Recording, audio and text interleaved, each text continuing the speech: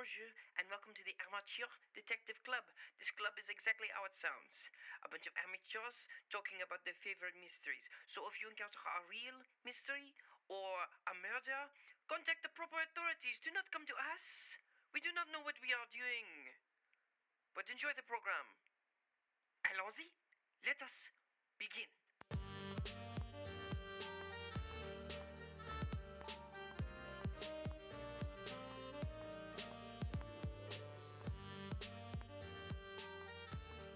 I now call this meeting of the Amateur Detective Club to order. My name is Tristan Miller, the Saucy Sleuth. I'm Melissa Meli, the Spy.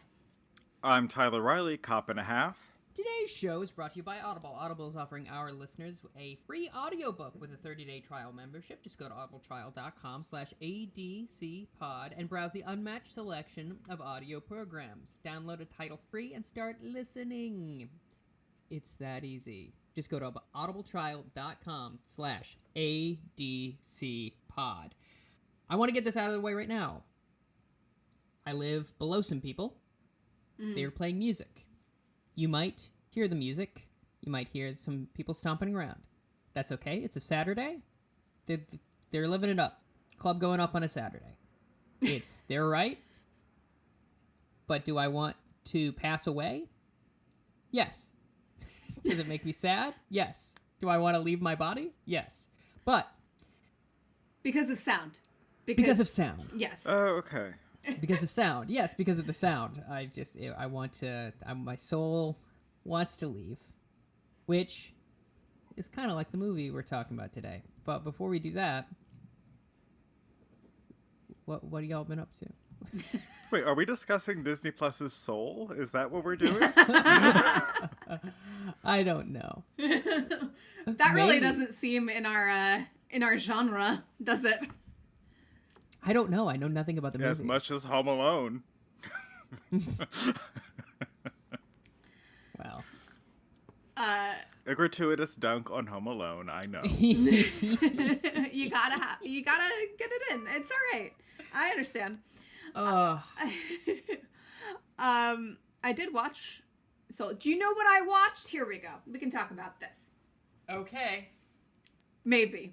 I watched the Ratatouille Zoom musical, and it was a delight. Oh, good. I heard that a lot of people did enjoy it. Did you watch it? No. Okay. Fair enough. Yeah. So, if y'all haven't heard about this, a bunch of folks got together because someone posted a TikTok of, like, if there were a Ratatouille musical, this would be, I don't know, one of the songs or something. And then it took off from there, and more people on TikTok started participating. And then it ended up becoming a complete musical with a bunch of Broadway folks involved, performing, etc. And became a benefit for the Actors Fund. And Oh, that's great. yeah, it was pay what you can. So you could get a $5 ticket. I got a $15 ticket. But you could go, I mean, the sky's the limit, really. Yeah, it was pay what you can, but it starts at $5. Which is fair. Which is, yeah, it's absolutely fair. Yeah. But I just wanted that's that caveat out there. We had to cover this. I didn't watch it, but TDF covered it a lot on social media, on our Instagram and Twitter accounts. Yeah. I think that's how most ticket pricing should go. Like, there's a minimum, but if you want to pay more, the minimum should be lower. Specifically, like, comedy shows, because you never know what you're going to get. Yeah. That's actually a really good point. I mean, it's a great idea, but, like, there's a lot that, like, goes into, like, costs that I've found over, like, the last few months. Yeah. Of course. Yeah, that it really should be that simple, but, like, I also get why it's not. No, of course. And Go ahead. well, the thing that I want to say about Ratatouille is that's really what they call it. I loved it so much. It is a delight. I started crying at the introduction because I miss theater so much. But, like, I just love it when people get together and make something, even despite, everything that's going on. And while going to the theater is obviously not an essential thing and should not be happening right now in the midst of this pandemic, it is the thing that I've loved the most for my entire life. And so, while most of the time I'm like, I understand why theater's not happening, every once in a while, someone will say something that just triggers that the waterworks for me. And it was lovely to see people putting something together. And, it's really difficult to do Zoom theater that is compelling, but they did a really good job of it. They didn't overcomplicate it, but what they did do made it really read as a performance as opposed to, some folks sitting in their apartments. It felt, it went to that next level. And I was lucky enough to be involved in a much smaller scale production, of course, of an adaptation of The Princess Bride that my friend wrote. And I was really impressed with the production and the producers, the way they put it together. Yeah, it was really to make good. it, thank you, to make it feel more like a production than, than you'd expect of a typical Zoom call. Yeah. So it was So great. an update on the neighbor situation. I think they're watching a movie. Oh. Can you hear what And- they're watching? No. Well, I mean, I can hear it, but I can't determine it. I understand. Did we hear any characters' names? Can this be the mystery that we solve this episode? I think You can we're believe it, qualified. They're watching Who Framed Roger Rabbit. Wow, that would be great. That'd be nuts. But yeah, I'm glad that you had the opportunity to see it. I know Patton was aware of it as well and was really supportive of it. That makes Which sense. is great. Yeah, Titus Burgess played Remy, and he did a fantastic job. Oh, that's fun. I have to say, the guy they got to play Linguini, who is probably about 12 years old. No, I'm sure he's a full adult, but he's very... He's the one that's in charge of the Whodunit Broadway, the very Hanukkah, Okay. murder or whatever it was. That's him. Andrew something or other, yeah. He was born to play Linguini. He's... Wow. He's perfect. I love Ratatouille so much because it's just a good movie. Mm-hmm. And there's no fuss about it. It's just here's a really good animated film. And that's it. And we're not trying to franchise it. We're not trying to sell a lot of merch or anything like we did with Cars. So, in the midst of this pandemic, I don't know how the progress on this is going, but in Walt Disney World, actually in, I believe, Disneyland Paris, they already have this ride, but they are bringing a Ratatouille ride to Disney Epcot in Florida. And that's acceptable. Yeah, it has really cool technology with the track that they're using. And I'm excited to go once there's not a plague. To go and see the rats. Go and after see the there's no rats. Exactly. It's a shame they didn't do that thing that, I wonder if it's still, I haven't been to Disney in years, Disney World anyway, in well over a decade. But I know they had this Honey, I Shrunk the Audience thing.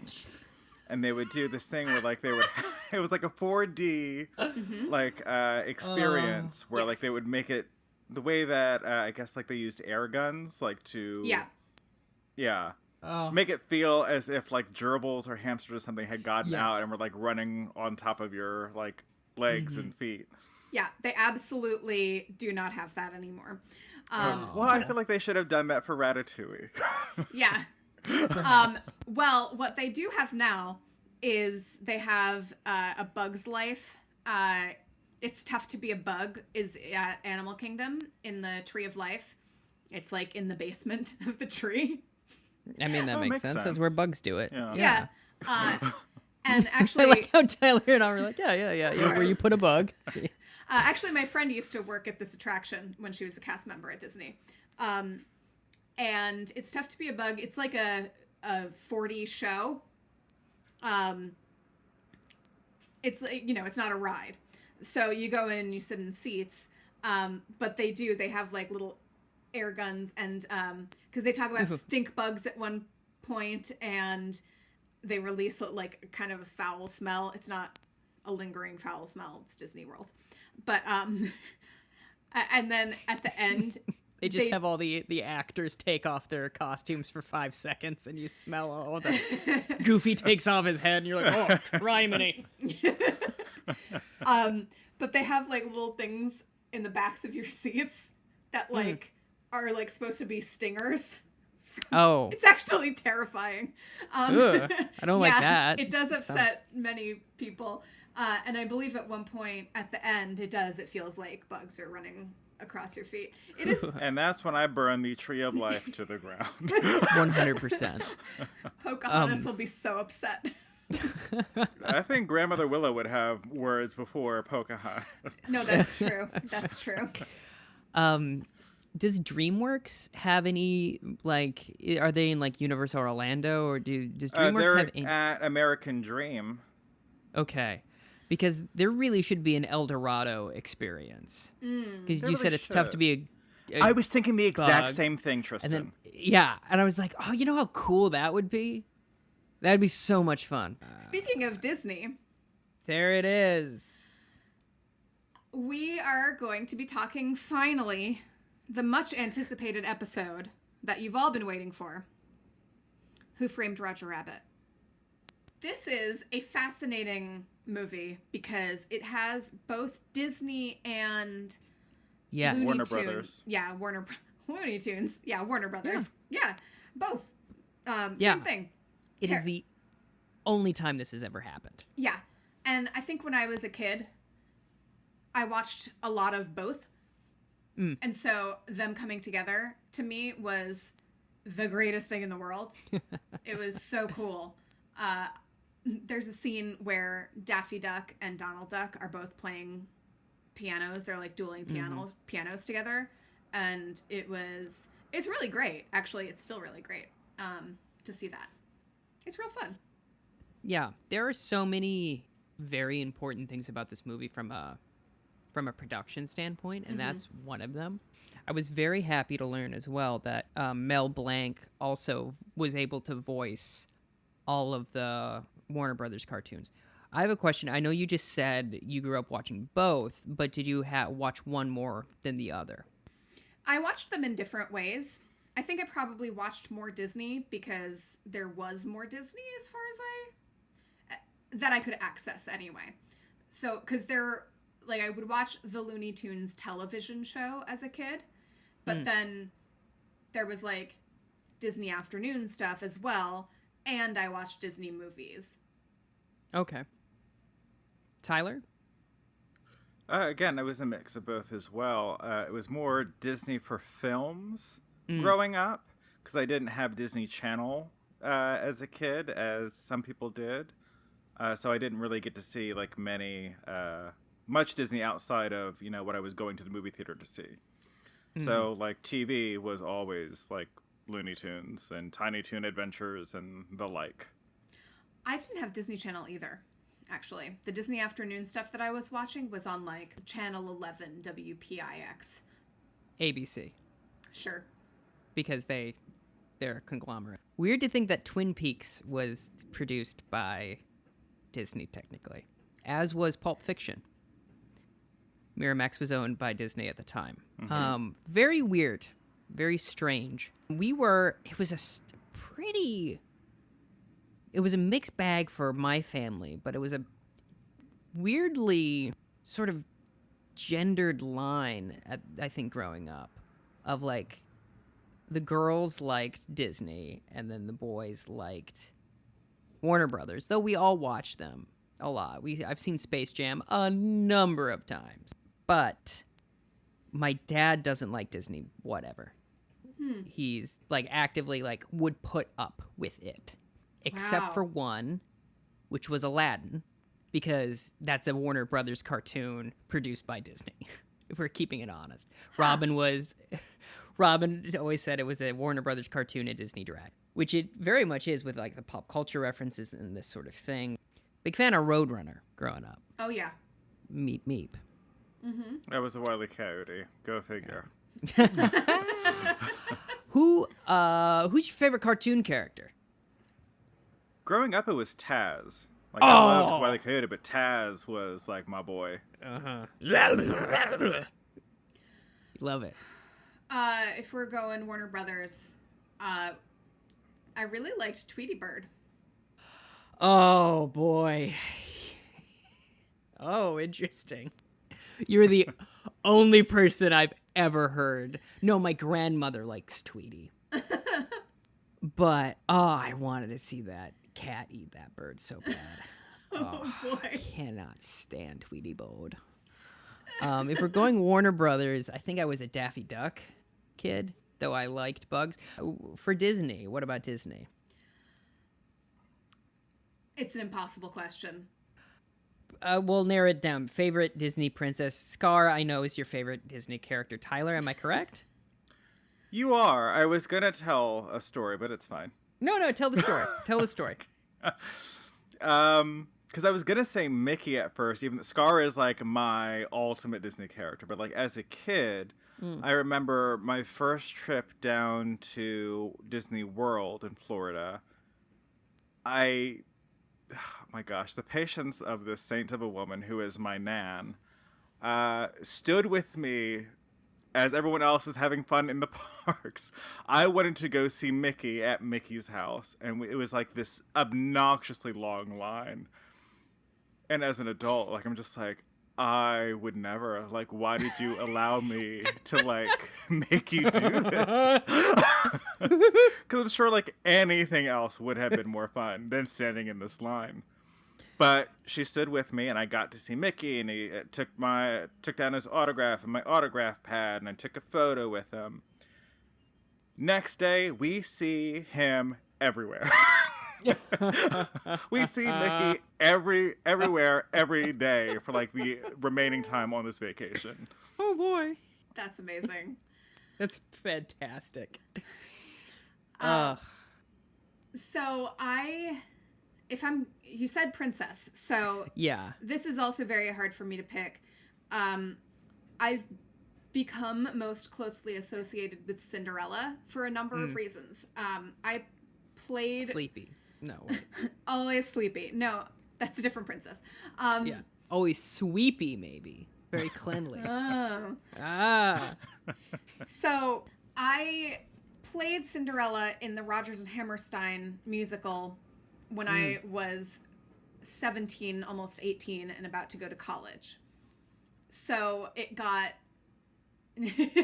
Tyler's holding up the copy of the Brandy Rodgers and Hammerstein Cinderella. The best version, the definitive version. Yes. Also, why do you have that just on hat? Anyway, Well, I had just bought it. It was in a package that I got recently. That's why it's Amazing.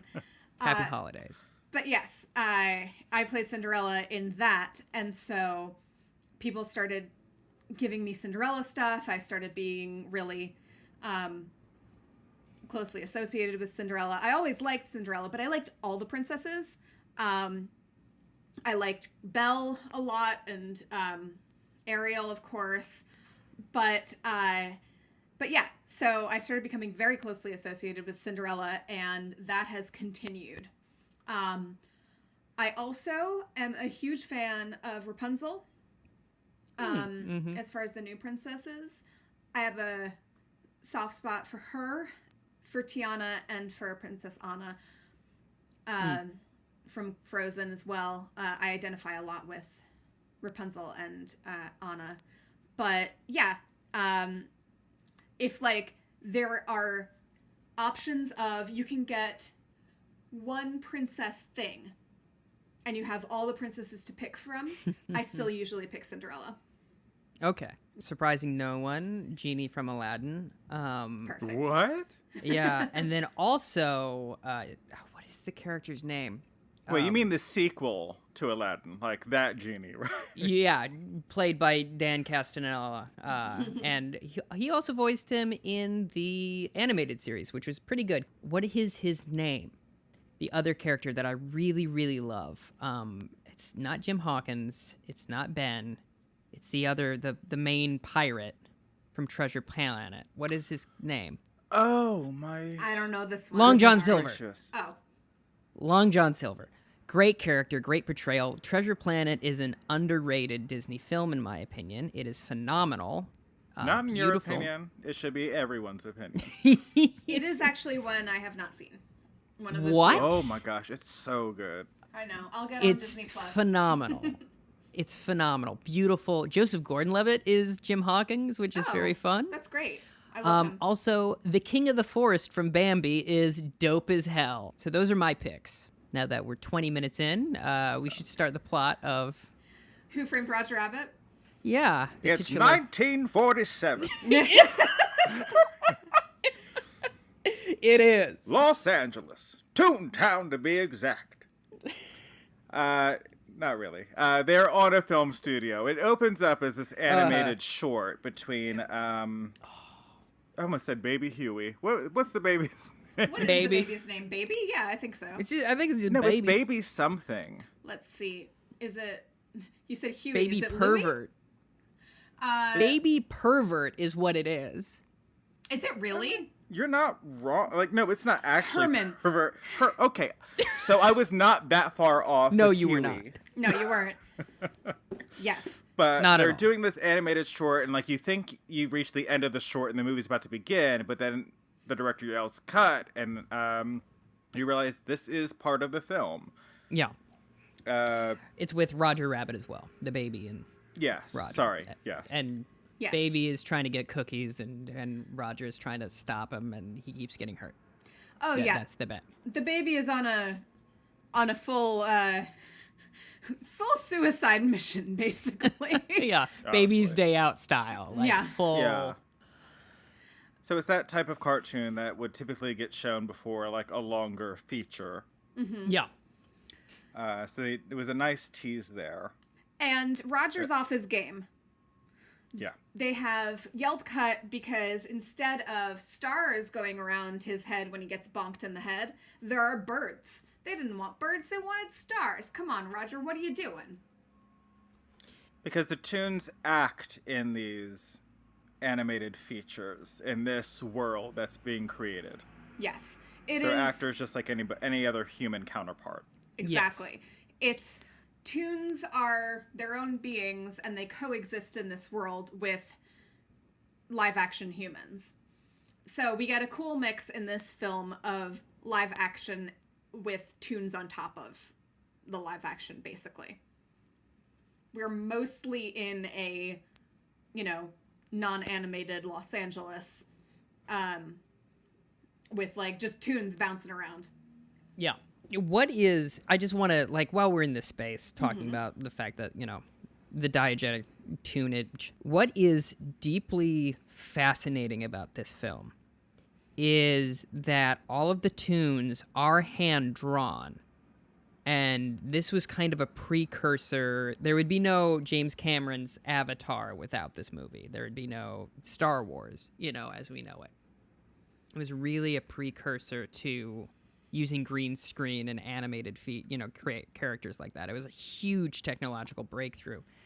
Whereas like now it just feels dated. It's not bad, but it's specifically like cartoon characters, so it's not like they're trying to be convincing. But you can really, at least for me, you can really see the seams. But it's such a staggering feat of technology at the time for 84? 88. 88. Oh, right, because 1984, and this is something I also wanted to bring up, was the first PG-13 film. Oh. And this film should be rated PG-13. Oh, my It goodness. is not. It should not be rated PG. It is. It should be for what this period was. I don't Fair. know. Because there were PG things in the 90s where people were using expletives Yeah. that shouldn't have. Like, that would be considered PG-13 today, but was PG still in the 90s. Sure. I see what you're saying. Yeah, like you do fully hear in Christmas Story the father say "mup." You can just hear him say that word in A Christmas Story. Yeah. And Indian in the Cupboard, I know, is like another one that had like surprise language. Yeah, which is And I don't also know. just a problematic movie now. I don't recommend you watching it. Yeah, when you said that title, I hadn't thought about it in years, and I was like, oh, yeah. Never Ooh. seen it. Watch it if you want to, but like know that it's a problem. Yeah, very yikes. Speaking of, there's a lot of jokes in this film that haven't necessarily aged well as well. Just know that. There's a fair amount of that, which is understandable. So right after like the cut and Roger's getting his notes, we pan over and we see our first glimpse of Private Detective Eddie Valiant, played by Bob Hoskins, most known for his role as Mario in the Super Mario Brothers movie. Not Hook. No, but not that. Made in Manhattan, perhaps from the... I'll give him this. He does a great job being with all these people that aren't there. He does a great job in general. Yeah, like he's an amazing performer. May God rest his soul. Yeah. He does a really fantastic job. Actually, pretty much all around, the performers in this are 100% are great. And also, like, he's fully British. Yeah. So the accent he is doing is I don't know pretty why good. I didn't realize that. It was that. almost Eddie Murphy. But Eddie Murphy was like, cartoons, people, yet no thanks. And then saw it and was like, oops. I forget who it was the makeup designer. Whoever the makeup designer was, Eddie Murphy was like, whatever he asked me to do now, I do. Because I don't want to miss out on a Roger Rabbit. Good. Yeah. Good. Oh, wow. That would have been a very different movie. So Roger's off his game, and we meet Eddie Valiant, who is a PI. Yes. And it's said pretty early on that he doesn't like tunes. Because he hates tunes! He hates tunes because a tune killed his brother. And we don't really know the circumstances around that, but, you know. Yeah. For someone who doesn't like tunes, he actually seems pretty fine around them. Like, I think because he's on a lot, he's like kind of like expecting it. Because like there's a part where like a crate breaks outside and he's just like disgusted and annoyed that these animated instruments have like gotten loose for like a minute. Yeah. But he's there to see R.K. Maroon, the head of Maroon Cartoon Studios. So good. Maroon is concerned as to Roger's performance, but he does ask him to tell Jessica because he knows something is up there. There's a line in this scene where Maroon goes, "What do you know about show business?" And and Eddie goes, "Well, it's like no other business I know." It's very solid. So good. There is a businessman, Marvin Acme, who owns both the Acme Corporation and Toontown itself. Mm-hmm. Yes, a friend to all tunes, this guy. Mm-hmm. But it seems like maybe he's gotten a little too friendly with Jessica. Ooh. Oh. So Eddie goes to see Jessica's show, runs into Betty Boop. They have a moment. That's fun. So Eddie is watching Jessica perform. She's very, very perform-y. Yeah, she's a great performer. She knows how to draw in a crowd. She sure does. See, draw in a crowd? So, she is, if you're unfamiliar with a character, drawn in such a way that even Christina Hendricks is like, what's going on there physically? She is very curvy. Yes. And yes, she has got an hourglass figure that is impossible. So yes. Yeah. Literally impossible. It should be also noted that this is the scene with Daffy and Donald Duck playing pianos. Yeah. Also, he meets Acme, and Acme plays a prank on him by putting disappearing ink on his shirt. Yeah. And then also a joy buzzer. These come up later on as well. But Jessica is making everybody horny. Yeah. And then after the show, Eddie tails her and takes pictures of her with a man in an apartment. And doing one of the most traitorous things you can do when married to someone. Yes. We then get a cut to these pictures being shown to Roger Rabbit, where Roger is fully sobbing about what he's seeing in these pictures, which we haven't seen yet. And it is revealed, he says that he is distressed because they are playing patty cake. Yeah. Very solid joke, because when you see Eddie taking the pictures, you hear them saying patty cake, but you also hear rhythmic slapping noises. Yeah. There's a lot of, like, scooting under what is appropriate. Yes, it's but the viewer who is just hearing these things happening thinks it's probably a metaphor, not a metaphor, but patty cake is a device for something else that they're probably doing. Yes. And like playing Miss Mary Mac instead, but saying it's patty cake? Exactly. Yes, that's correct. A game I've never heard of, but congratulations. Oh yeah. What is Miss Mary Mac? It's like a hand game. Similar sure. to like patty cake and like that genre, but Okay. Yeah. I also want to bring up something before we get too much more into the plot. After Eddie is hired to take these photos, he's getting paid $100, which is apparently a lot of money. Oh yeah, that was great. And he gets 50 first, and then 50 when he gets his the pictures back. But on the way home, he tries to hitch a ride on a trolley. Oh no! Cloverleaf. But hold, please, because when you do see these pictures, they are literally of them playing patty cake. Oh, sure. Just to be completely clear.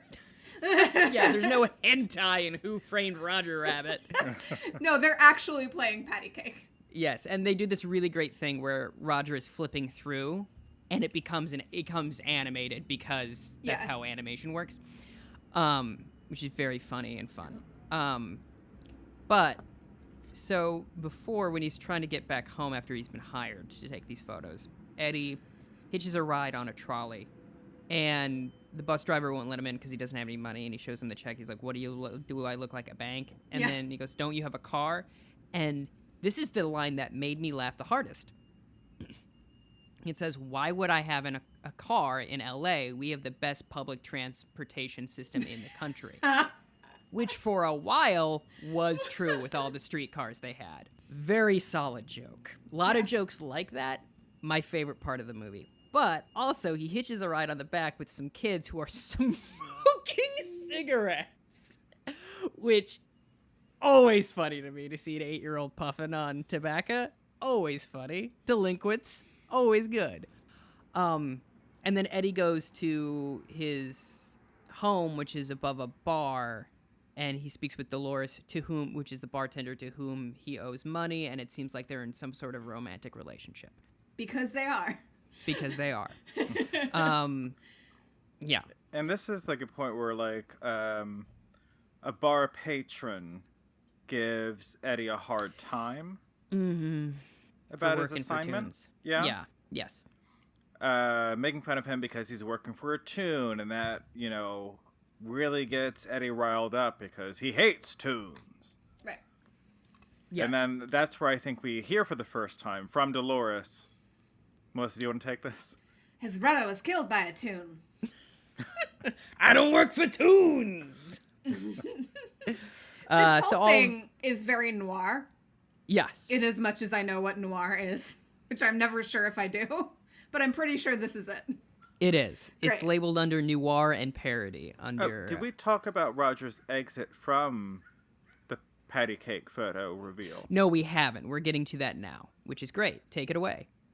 Roger, of course, is flummoxed and flabbergasted by the reveal of these photos. This betrayal. They offer him a stiff drink to calm his nerves. Oh, yeah. But that only makes things worse. Can you believe it? Alcohol making things worse when you're upset? You heard it here first. Yeah, for the first time ever. And it also should be noted that Eddie drinks like a fish. Oh, yeah. Oh, yeah. Yeah. I thought we covered that in 1947, and he's a PI. And he's smoking cigarettes and eating a hamburger. Yep. And leaving his garbage on the ground. Oh, I wish I could go back.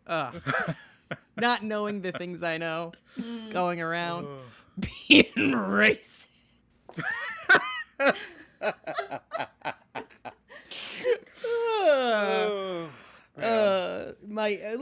see if I keep that in. So he gets upset. He goes off like a rocket, like Literally. somewhat, literally, and says that something to the effect of like he and Jessica will be happy in some ominous. No matter what, yeah. Yeah. Yeah. And then jumps through the window and leaves a perfect rabbit print. Which is so cool because when he goes through the window, he goes through the blinds in the window. The blind is animated, and then they pull it up, and it's a physical recreation of in the window. It's really fun. Once again, the technology in this movie is very, very cool. Yeah.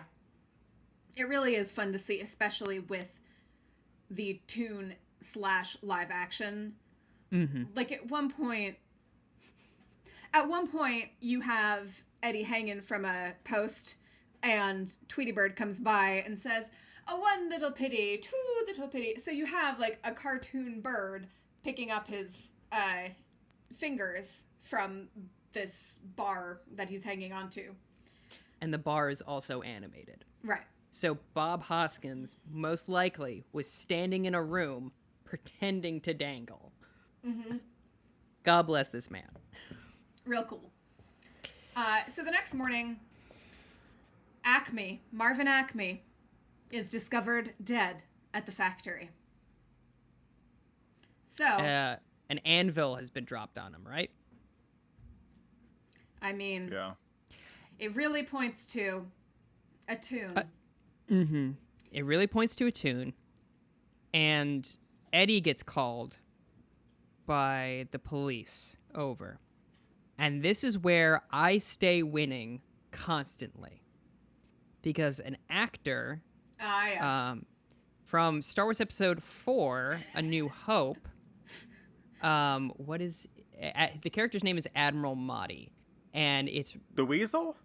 No. What are you talking about? There's a weasel in the scene. There's several weasels in the scene. Richard Leparmentier, unfortunately died in 2013 at the age of 66. But he is the one that gives the iconic line, "Don't try to frighten us with your sorcerer's ways, Lord Vader. Your sad devotion to that ancient religion has not helped you conjure up the stolen data tapes, nor has it given you clairvoyance to find the rebels hidden for..." And then he gets choked by Vader. Yeah. He's the force choke guy. He's the force choke guy. And I was like, where have I seen this MF before? Like, I had a full breakdown. Because I was like, I know that face.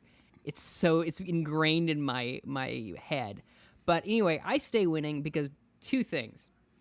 One, I stay winning because of Star Wars actors and the stuff we watched.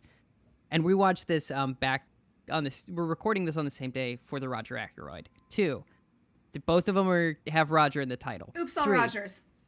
Oops, all Roger. And they both have acid. They both have acid in it. It's the same. They're the same. It's the same movie. Yep, if you can believe. Which means I'll give it the exact same rating. Oh, Just no. kidding.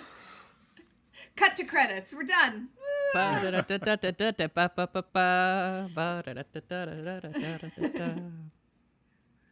yes. All right.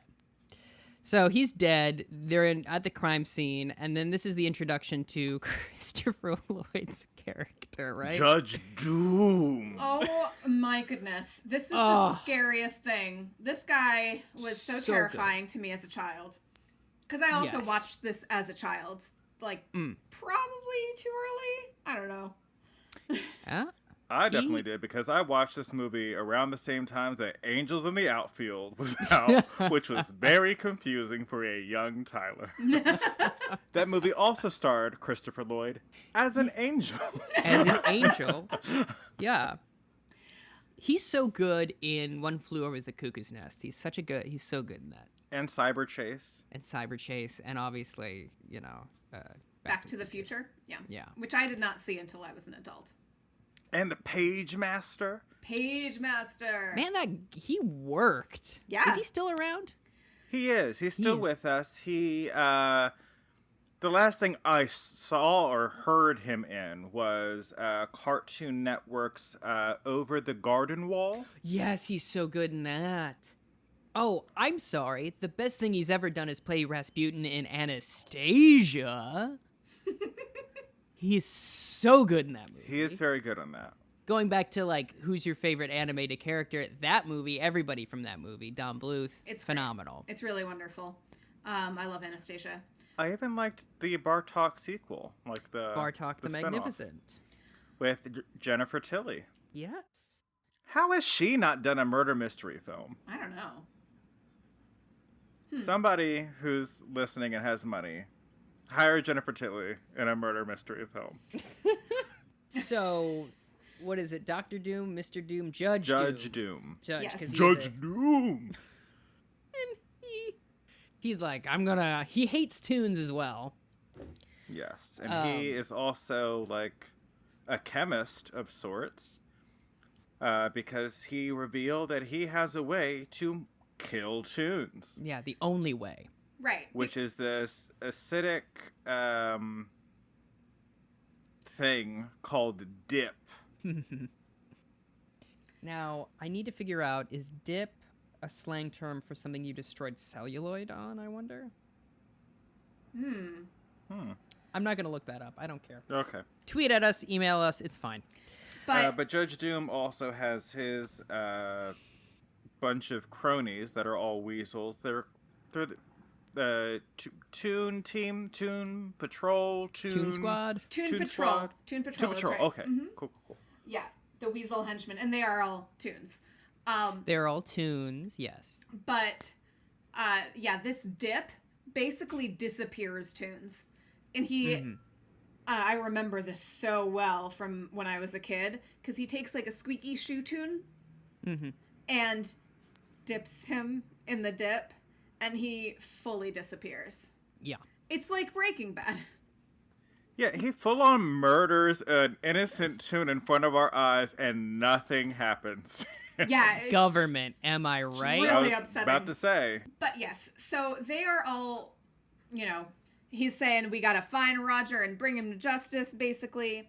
And there's also the issue of Acme's missing will, because there has been common knowledge, not written knowledge, but common knowledge amongst the Toons that he left them Toontown in his will. So the Toons gotta find this because they want their Toontown. And one of the main reasons they think Roger committed the murder is that they find white paint that matches the gloves that Roger wears. The same kind of gloves that, like, Mickey Mouse wears, etc. Hey, do you want to know a fun fact about why they wear white gloves? Oh boy, do Sure. I doubt it. But here we go. It's left over from minstrelsy. I? Oh. Oh, that makes sense. Yep. Okay. Yep. So Which is Mickey Mouse currently in blackface, or is that his actual...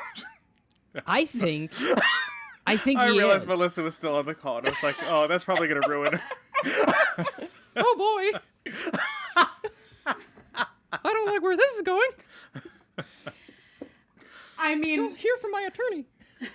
that can't possibly be at this point. Not canonically, no. No.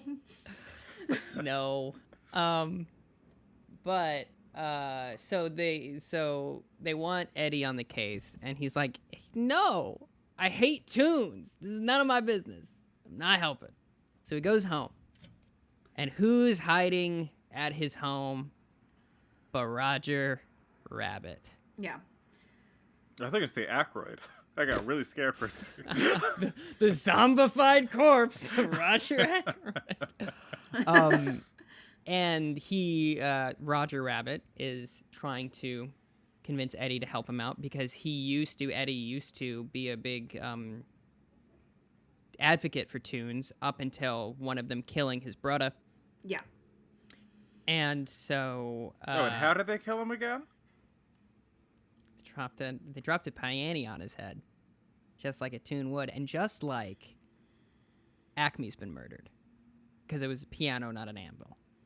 Oh, right. Just like a tune would. And so... You know, like, we know from Agatha Christie that women are more likely to poison someone. Well, Yeah. if you're a tune, it's pianos and anvils. Yeah. Yeah. And Roger does this insane thing where he handcuffs Eddie and he together. And Eddie is like, you can't do this. And also, would anyone know you've been coming to visit to me? And he's like, no, I didn't tell anybody except for this person, because I didn't know where your office was. Yeah. And Eddie gets really mad, understandably. And he's like, they're going to trace him and I'm going to be, an accessory to murder. So, promptly, the Weasels, the Tune Patrol, show up and Yes. threaten him. And With a good time. I mean, nope. There is no hentai in... Somebody hasn't been on Tumblr Please? right before it ended. Yeah, oh my god. so there's a big to-do where he hides Roger as the Weasels look around and make a whole big mess. They do get them out of there, though, and, Eddie's like, fine, I guess I'm gonna help you now. Let me hide you in this bar where my girlfriend works. So Jessica, after Roger's been hidden, Jessica approaches Eddie and tells him that she was forced to pose for the scandalous patty cake photos by Maroon because Maroon wanted to blackmail Acme. So they go back to the bar. Eddie goes back to the bar, meets Roger, who is singing and dancing like a fool. Yeah, and Eddie is pissed. As was I. Oh, there's two things that are worth mentioning when they first hide Roger away. One, they figure out who the will goes to, or like what happens with the property. They are gonna go research that. Dolores is gonna go research that, right? She's gonna go down to the probate. Yes. Because there's a probate prostate joke, which too far apart in my opinion. But there's also a moment that I unfortunately related to Roger with, and that's Eddie is trying to cut through the handcuffs, and the table is moving, and then Roger slips out of the handcuffs and steadies the table. Goes, "Is that better?" He goes, "Yeah, thank you." And then he realizes that he's out of the handcuffs, and he's like, "You could have done that at any time." And Roger goes, "No, only when it was funny." Yep. And that did resonate with me, and I wanted to die. But it was one of those things of like, I think not only emotionally is that the case, I think Roger Rabbit in the confines of the world is unable to do things unless they are funny. Like, not just like psychologically, but like bound by the rules of being a cartoon. Yeah. I think is almost what he means. He's like, I literally couldn't have done it until it was a bit. I don't remember exactly when this happens. It might be this moment, or I might be skipping ahead, but there's a moment where Doom is tailing them, and he's trying to get Roger to come out of hiding. Yeah, it's about to happen. Yeah. So I think it's when Doom shows up at the bar, right? Yep. So Doom shows up at the bar, and Doom starts knocking, shave and a haircut. Yeah. And he's like, Toons are powerless to resist. And you can see Roger's head nearly exploding as he tries to resist. But eventually it becomes too much, and he busts out of the door to the room where he's hiding and says, 2 bits. Yeah. So there are certain like rules that compel these tunes, despite all of the chaos. But yeah, it's a very solid, and then immediately Judge Doom grabs him by the throat and is gonna throw him to a barrel of dip, and he's about to dip him, and Eddie is like, don't you want to give him a last request of drinking this drink? And this also made me smile, because they do a duck season and rabbit season, because he goes, Roger, you want to drink this? And he goes, no, I don't want to drink it. Yes, you do. No, you don't. No, you don't. Yes, I do. No, you don't. Yes, I do. When I say I want to drink something, I'll drink it. Oh, yeah. And he goes, full tilt bozo again once he has alcohol. Now, can I give you another fun history lesson about that bit specifically? Okay. That bit comes from a Commedia dell'arte bit, a Lazzi, called I Am Not a Doctor, when Arlecchino or a servant type is trying to convince someone that they are a doctor, and it's the same thing, but it goes all the way back to the Renaissance era. It's an old joke. It is an old joke. Do you know any other Zant's work? Oh, that's fun. Yeah. Renee Zantz. Who is that?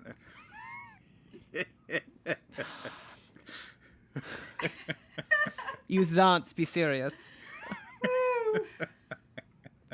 They eventually get out the bar because because Roger's created enough of a diversion. Yes, that he's able to escape, and they get in a Toon taxi cab named Benny. Yes.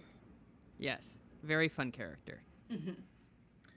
Because the Weasels had captured Benny, and then they free him, and then they take Benny takes them to a theater to hide out. That's right. Which was quite beneficial for our 2 heroes. Exactly. So we get the whole story about Eddie's brother Teddy's murder. And by what? By whom? By a Toon. By a Toon. And Roger is very sympathetic to the point of breaking down and sobbing. It's a nice bonding moment. So Dolores has caught up to them or left with them. Either way, she met them at the theater. Right. Because she's giving an update on the will, right? Who Toontown was being left to. Yeah. Which was Cloverleaf Industries. And as that's happening, we see a news flash at the theater about, like, some news piece about Cloverleaf Industries. Oh, yeah. They own the trolley network. Yeah, exactly. Yeah, the red cars. They also own taxi cabs now. They recently bought Maroon's company as well. In a newsreel that reminded me of when George Lucas signed away Star Wars to Disney.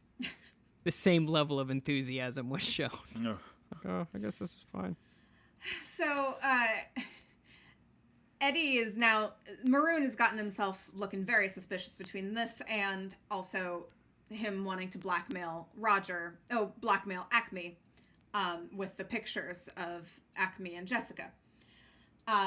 So he goes to see them, to see him, and Jessica is now there. Jessica has found Roger. Hit him over the head with a frying pan. Yep, puts him in a trunk. Puts him in a trunk. And while Eddie is interrogating Maroon, by taking his tie and putting it through a machine that you would use to view film that cranks slowly, someone with a very long gun goes through the window. And this is it. I was like, holy cow. Eddie just, like, as he sees it, and then he fully gets out of the way and just lets Maroon get shot twice in the back. Yikes. Yeah, he's explaining, before he dies, he explains to Eddie that he was blackmailing Acme because he wanted to sell the company so he could sell the studio. And he was doing it because he was afraid for the safety of the tunes. But now he's dead, and we don't know what the consequences of this missing will are. Yeah, but after Eddie looks out the window after the shot's gone off, he sees the silhouette of Jessica. Running away. And it's a pretty recognizable silhouette. It is definitely her. And then this is where we get our first entrance into the world of tunes, yes? Yes. I want to, speaking of Jessica's body for a moment. Sure. There is a really solid line that she says, you don't know how hard it is being a woman looking like this. And Eddie says, you don't know how hard it is for a man looking at a woman looking like that. And it's a solid erection joke. Very nice. Well played. But we are driving into Toontown. We're driving into Toontown. No, Roger Rabbit, just as a side note, won 3 Oscars. Oh, that yeah. makes sense. Yeah. For film editing, sound editing, sound effects editing specifically, and visual effects, and received a Special Achievement Academy Award for animation direction, which is pretty notable. Yeah. Makes sense. Anyway, let's Certainly continue. well deserved. Yeah, it is. All of those. Technologically, it's an amazing film. So we're driving into Toontown. We are chasing after... Well, we're not. Eddie's chasing Jessica. Trying to pump her for information. And information only. I heard it as soon as I said Tristan. it. I heard it as soon as I said it. He falls into Toontown. He believes he sees her on, like, the... All right. 300th floor of a building. Yeah. But he gets into a car wreck with... Oh, right. With Roger's car and Jessica's car, presumably. Yeah. Mm-hmm. And wait, Yeah, was Roger... I'm done for the day. Carry on. Robert Redford? Yeah. Who framed Robert Redford? A movie I'd watch. Yeah. Was Roger in the car once it was found? Okay. No. Not when it was found. Great. No. I didn't think he gets so. into a wreck because the tunes sing this wonderful song and it makes him lose his concentration. And so he gets into this car crash. He thinks he sees Jessica, and he encounters Droopy Dog, one of my favorite characters. Oh, yes. The elevator going up, sir. And the fact that Ben Carson was getting work, even in 1980. Going down, sir. But yeah, he zips up the elevator. He goes to the apartment, and of course, it's an ugly broad. And this is a very funny joke that an ugly woman would want to try and kiss Eddie. This is very funny. A man! Yeah. And so he tries to hide in the men's room, but it's out of order, meaning there's no floor. And he begins to fall. And this is an iconic scene where both Mickey Mouse and Bugs Bunny are together, and they both have parachutes. Yeah. The funniest thing happens because Bugs goes, yeah, falling without a parachute, that's dangerous. And Mickey Mouse goes, huh? Yeah, you could get killed. Which is the funniest thing. And they do this great bit of like, yeah, I got a spare, Doc. And he goes, well, give it to me. And then he, of course, hands it to him. Their parachutes go. And then Eddie opens it up, and it's a spare tire. Solid bit. Yeah. Solid bit. It's real good. Why doesn't he die? Who? Eddie. What happens? How does he not fall to his death? Doesn't he go from there to hanging on the flagpole? Yeah. Yes. With Tweety Bird. Yeah. Tweety Bird releases him. Basically, he does eventually fall, but he's caught enough things along the way that his fall was interrupted enough for him to live. Is that right? Yeah. Yeah. Yeah. That works for me. Great. Sorry. You could get killed. It is really funny to hear Mickey Mouse say that. So basically, he apprehends Jessica because now Jessica is looking real suspicious. And Jessica's like, no, you gotta understand. It's Doom. Oh, Doom did it all along. not a bad impression. Thanks.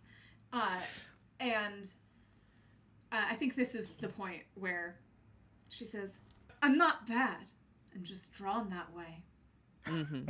There you go. Very solid, So good. iconic Thank you. line. Thanks. I take Did full credit. it's not an important part, but did we miss the part with the bullets?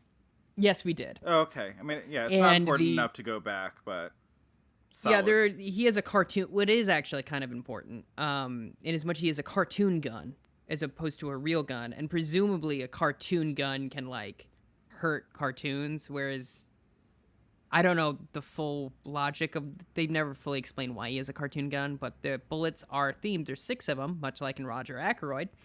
There are 6 of them, but they are Western themed, and there's some bits there that haven't aged well.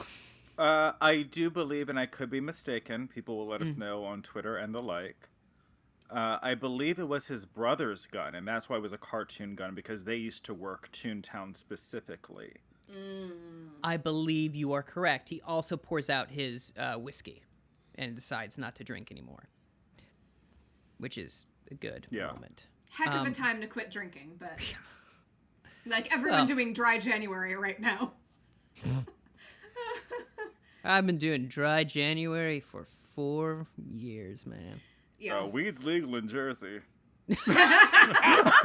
Go nuts. I forgot about that. Congratulations. Thank you. Uh, I was like, is it Yeah, really hophead. just 21st? And they were like, I looked online and it was like, as of January 1st, 2021. And I was like, let it up. Responsibly. Responsibly. Of course. But yeah, because there's this kind of a show up because he has a gun and Jessica has a gun, and then a third person with a gun shoots at them, and you see him run away, and she's like, it's Doom, because the gun gets dropped and it's the same gun that was shot Maroon. So now they know who did it. So they have to go find Roger, who's just driving around, and they're like, no, go this way, go that way, and Eddie points with his thumb that way, and then Benny the cab shows up, and they whisk him towards Doom, who's running away, right? Jessica has told them about the fact that Doom is the one that killed Acme and Maroon because he gave her the will for safekeeping. Acme did, but she discovered that it was blank. So they're chasing down Doom, and Doom pours dip onto the road, causing Benny to hurt his tire feet, and he crashes, and then Doom takes Jessica and Eddie hostage, and then Roger shows up in Jessica's car, and it's completely destroyed, and Benny drives Roger to Doom's warehouse, which is very funny visually. Roger's trying to save Jessica, but they all end up at the warehouse where it's revealed that Doom is the sole shareholder of Cloverleaf Industries, and he wants to destroy Toontown. And it looks real bad for all of our good friends. Yes, because Roger shows up to try and save them, and he fails, and then they end up getting tied up and about to get dipped. We should probably take a break, right? Yes. Yeah.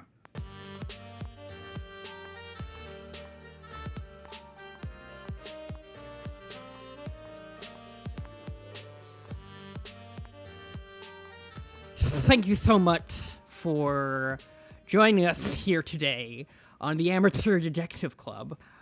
We are on the Scavengers Network. You can go to scavengersnetwork.com and check out the great podcast they have there, along with a bunch of other content. I can't remember the name of it, but they do an educational podcasting program that's about 30 minutes, and you can learn if you want to make your own podcast. Or you want to make your own podcast, you go there. And you have a listen, and you can learn the tricks of the trade, such as how to speak properly. What a great representation of that. You can find us on social media at ADC Pod. That is the @ symbol, ADCPOD. And we're on Twitter, Instagram, and Facebook. You can email us at amateurdetectiveclub@gmail.com. Do you have what it takes to be an amateur sleuth, a private detective, or an ace gumshoe? The choice is yours when you visit patreon.com/adcpod. Amateur Sleuth is our $1 a month membership level. At this level, you'll receive access to bonus episodes and content. To be a private investigator, all you need to do is subscribe for $3 a month to receive early access plus bonus episodes and content. And to be an ace gumshoe, that costs $10 a month, and at this level you can place an ad for your show or business, plus all preceding benefits. And no matter what membership level you purchase, it also includes access to ADC's Discord channel. Download the app and start conversing with your fellow detectives and your hosts, Tristan Miller, Tyler Riley, and Melissa Meli. Visit patreon.com/adcpod today. And is legally required by me, and I forgot to say it last episode. That's Not all right. last episode. A few weeks ago. Right. Rich Gilberto requires me to say, which is butt soup. I'm so glad you translated. You're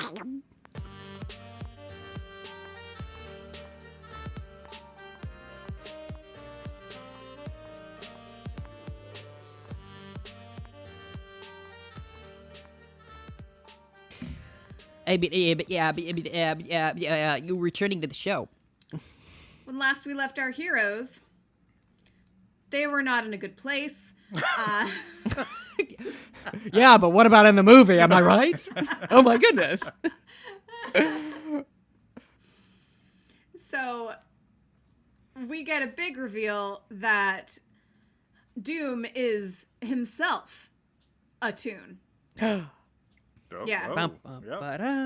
And he's wearing a skin mask.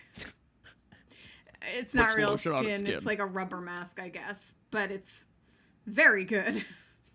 But we get to see his cartoon eyes pop out of his mask. Just real quick, the weasels are dead at this point. Yeah. Oh, There's a big fight, and it's all very tense. Well, Eddie performs a big vaudeville act. He does like a whole song and dance. And in the course of it, the weasels all die of laughter. Yeah, which apparently is a thing. Yeah, I didn't think there was any other way for a toon to die. But they all become little weasel angel things. Yeah. And they float out of their own bodies. Wangels, if you will. Yeah. Also, Jessica and Roger have been hoisted up and are hanging. Mm-hmm. Yeah, they're tied to a meat hook. Yeah. As this tank with this giant vat of dip is in the back, and it's shooting out towards Jessica and Roger. There's many moments Yeah, in it which is. we get this shooting dip stream. Gross. My nickname in high school. There goes old shooting jip string. And they're swinging back and forth on the meat hook and missing it narrowly a bunch of times. Yeah. And Eddie performs a whole vaudeville thing, and he talk sings, which is very fun. Sprechstimme, if you will. I won't. What is that? Speaking in pitch. Oh. Learned something new. But then it's also noted that at one point, Eddie is like, all I remember of the tune that killed my brother was his glowing red eyes. And it turns out Doom had killed Teddy as well. Oh, right. Okay. So here's how this is actually revealed. Eddie gets into a big fight with Doom and runs him over with a machine, like it's a steamroller machine. Yeah. So he gets run over, and so we think he's dead, but then he like pops right back up because he's a toon, and steamrollers can't kill toons, obviously. And so then he's like, "Oh, I'm a toon." There we go. Gosh, I'm so good at suspense. And And if I thought that it wouldn't blow out my microphone, I would attempt the voice, but I won't. yeah, What is it? It's like really high pitched. It's super right? high pitched. Like almost like a kettle about to boil over. Is Yeah. like Yeah, I did the squirrel from Emperor's New Groove. That's not accurate. right. So he's got the glowing red eyes, and Doom is the one who killed Teddy, Eddie's brother. Yeah. And eventually Eddie leaks the dip out the back end. And it gets all over Doom, and he melts. And he's just saying, I'm melting, what a world. He literally does. It's very fun. and his cries of like wah wah wah. It's very, very, very fun. Separate voice actor. Christopher Lloyd did not perform that voice. That makes sense. Yeah. So yes, the machine crashes into the wall through Toontown, and a train destroys it. You know, like the oncoming trains and all cartoons that are, But then the police show up a million years too late. Admiral Mahdi's there again. Yep. Eddie clears Roger's name. Everyone's like, oh, look, this guy, he's dead, though. That's great. And finally, we get Eddie urges Roger to pull out the love letter he wrote Jessica. Which I don't think we mentioned, but he wrote a love letter to Jessica. Yep. And he had written it on the Acme's will, which was written in disappearing/reappearing ink. Yes. So then, because the ink stain comes back on Eddie's shoit. Yep. And Toontown is handed over to the Toons, where it should rightfully be. And Eddie's got his sense of humor back. Yeah, he smooches Roger right on the lips. Yep. Just like I'm going to do to all my friends once everyone has the vaccine. Exactly. I understand. And they ride off into the sunset without actually riding anything. No, they're just walking. And they sing their song. Yeah, it's very happy. Yeah. And sorry, did I zone out? We said the will, right? Yeah. Okay, great. I love that. I wasn't paying attention. Can you just real quick? I wasn't participating in the thing we're doing. I don't have caffeine. I know. Yeah. God bless you. I'm I'm over so here sorry. sweating and singing in my mind. And then Porky Pig says, yeah, keep going. That's all, folks. And then that's the... And then Tinkerbell boops him on the nose. Yeah, which is very solid, very fun little button. I just love that Disney had to be like, and we're actually closing this. You know who gets the last word. Yeah. Oh boy, do we. Yeah. I won't say anything that will perjure myself on a recording. Who wants to kick this off? Tyler, why don't you? I kicked off the last one, but Okay, fine. Melissa, why don't you? Yeah, I'll do it. I need to gather my thoughts. That's fine. Just off the cuff, I'm gonna give this. We're doing out of 10 because it's a movie, right? Yeah. So I'm gonna give this 7.5 ish. The animation is as solid as I remember it. Beautiful, really fantastic juxtaposition. Performance is great. It's still a lot of fun. Some things don't land. Some things aren't great anymore. But I still think it's a really enjoyable movie. Older kids, like maybe preteens, is the cutoff, I'd say. But I also don't know how children work anymore because I apparently saw all these movies when I was like under 10 years old and I turned out just fine. So we have full access to the internet. Nothing surprises us anymore. exactly. Yeah. All right. I would give this 9.5 handlebar. So roughly like a 9.75. Okay. I think that this is one of just like the most fun murder mystery films that I've ever watched in my life. Actually, it is the most fun murder mystery film I have ever seen in my life. I was gonna say, you didn't give Clue. Like, I love Clue, but like this edges it out for me personally. Those who love Clue more, I have no qualms with you. Your fight is not with me, not this day. Yeah, the visual effects, the casting, unexpected, but Kathleen Turner as the voice for Jessica Rabbit was brilliant. Mm-hmm. And yeah, I wish we got like more of a series out of this because it was such like a technological marvel of its time that I wish they had capitalized on like the love they had gotten. And I'm sure that there were reasons why they couldn't do it, but I just wish there were more.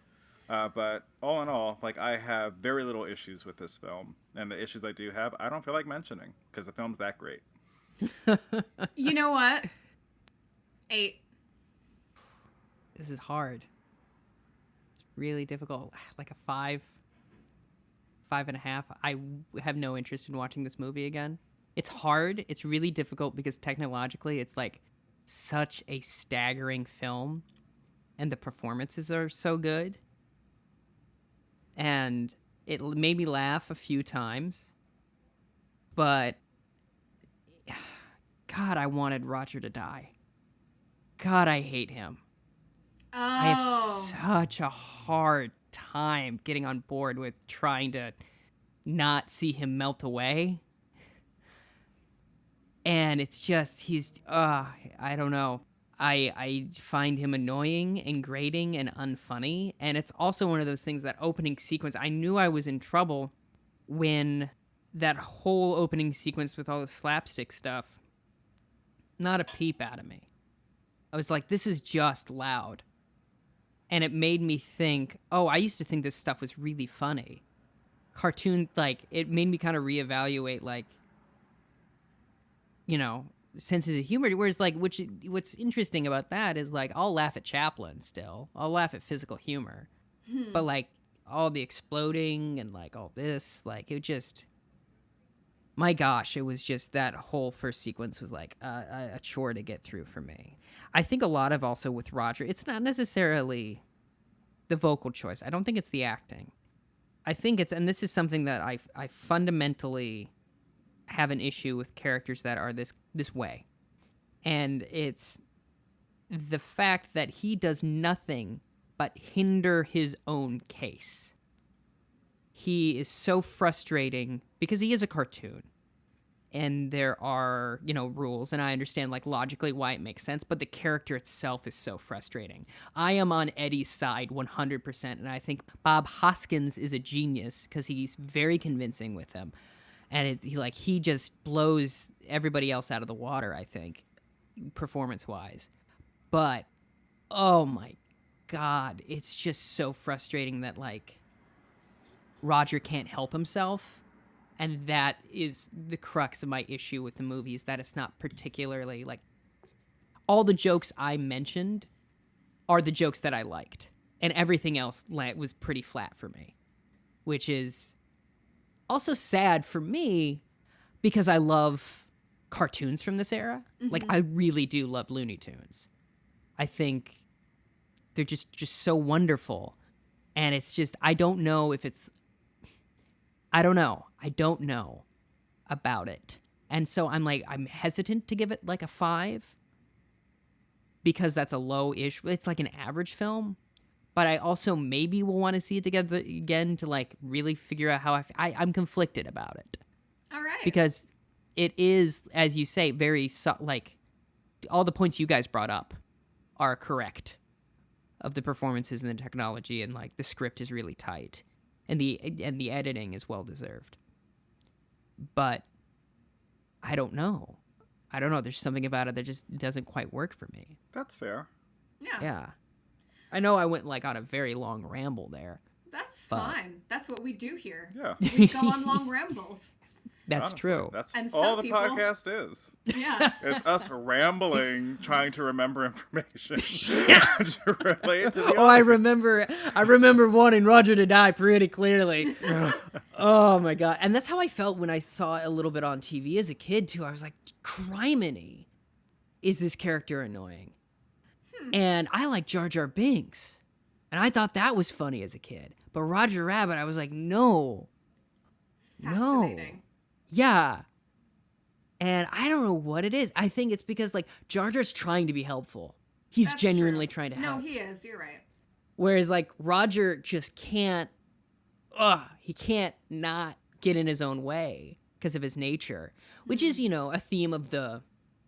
If you want to talk about themes of the film... again, yes, let's really get into an evaluation of... No, but, yeah... It's one of the main themes is people fighting against their nature. Mm-hmm. Like, Doom is fighting against his, Roger is fighting against his, Eddie is fighting against his because he wants to help these people, but he's actively trying to be a bad person. Jessica is also kind of doing it. Like, I guess Dolores isn't really, but Dolores is just like, a paragon of good. Yeah. Dolores has herself together. Yes. Thank goodness, because no one else does. Most Doloreses do. Yeah. Huh? Said most Doloreses do. That's true. I'm Dolores. I speak for the trees. If you want to have your kid have their stuff together, maybe name them Dolores. Mm-hmm. Mm-hmm. I mean, they'll get it together eventually. I mean, Dolores Van Cartier needed some growing up, but she got there. Yeah, she did. By the way, Who Framed Roger Rabbit is a Roger Zemeckis directed production. Yes, which surprised the heck out of me. With music, of course, by Alan Silvestri. Mm-hmm. Oh. Yeah. And, yeah. A lot of other people did stuff on it, too. But yeah, it's such a marvel of a movie. It's so beautiful. I don't know. Yeah, sometimes when you have an issue with a character, and not to call you out, but like, I'm sure this is a personal thing, Tristan. Oh, 100%. It's a temperament thing. But it's hard to look past that when it's so frustrating to you personally. I mean, if we objectively rated things, this would be a very different podcast, but we say how we feel. That's true. I can't, like, there's another character that's that way, though, that, like, actively will get in their own way in that same every child or white woman in a horror film. That's true. Don't go in there. Don't do that. With the exception of maybe Jamie Lee Curtis in Halloween. True, and I mean, and Sydney. I was generalizing. But no, I know. I'm sorry. I more recently just saw Halloween for the first time, and that's why I was like, oh, I guess she didn't do that. But that was just me saying the thought that popped into my mind. Yeah, no, you generally are right. All the other white women in that film, forget it. I'm now interested in exploring this as like a man versus self narrative. I think that's interesting. That's made me like it more. I think I'll give it a 6. There you go. But yeah, keep talking about it. We'll get you up to a 10 by the end. How long you got? Yeah, I mean... Next time we'll bring you something else. It'll probably be a murder mystery of some sort. Correct. Maybe not, but probably. Home Alone 2, Lost in New York. No. Well... Home Alone 2, Lost in New York, the Melissa's cut version. Yeah, sure. Where we just edit out a certain person. Hearing Home Alone makes me want to quit the podcast. If it makes you feel any better, the second one is a lot better than the first one. I doubt it, but thank you for sure. Tim Curry is there, though, and he's great. Tim Curry is great. If you give me a supercut of just Tim Curry and Home Alone, I can. I'm sure it's available on YouTube. I'm sure that exists. Then I'll review that. Okay. We'll do a mini episode. Amazing. I now call this meeting of the Amateur Detective Club to a close. Gavel sound. Ebony, that's all, folks.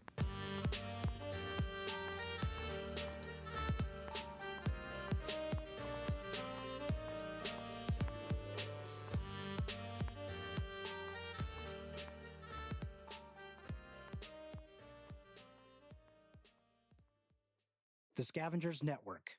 Creator-driven. Community-focused. Treasured content.